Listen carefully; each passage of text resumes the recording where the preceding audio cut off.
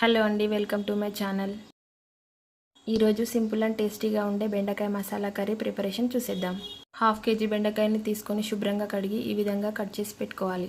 కడాయిలో 1 table spoon oil వేసి బెండకాయ ముక్కల్ని అందులో వేసి 10 మినిట్స్ హై ఫ్లేమ్ మీద కలుపుతూ దోరగా వేయించుకోవాలి. ఇలా ఫ్రై అయిన బెండకాయల్ని ఒక గిన్నెలో పక్కన పెట్టుకోవాలి.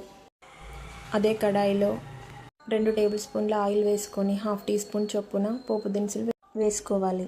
ఆవాలు, జీలకర్ర, మినపప్పు, శనగపప్పు వేసి వేయించుకోవాలి.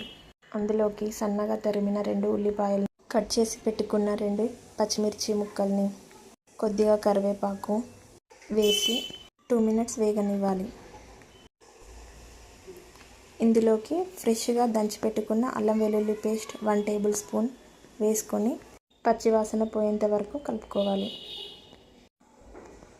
1/2 కప్ టమాటా పేస్టును వేసి టమాటాలోని నీరు పోయేంత వరకు మూత పెట్టి మగ్గించుకోవాలి.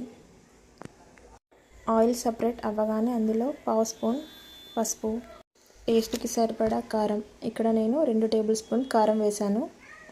టేస్ట్కి సరిపడా సాల్ట్, 1 టేబుల్ స్పూన్ ధనియాల పొడి, 1/2 టీ స్పూన్ గరం మసాలా పొడి వేసి కలుపుకున్న తర్వాత 1/2 కప్ పెరుగుని బాగా కలుపుకొని వేసుకోవాలి.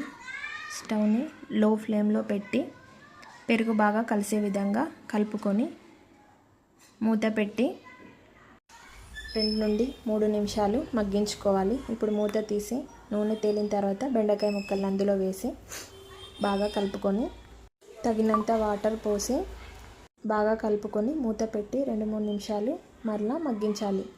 చివరగా కసూరి మేతి, కొత్తిమీర వేసుకొని బాగా కలిపి సర్వ్ చేసుకోవడం. Thanks for watching and thanks for supporting me.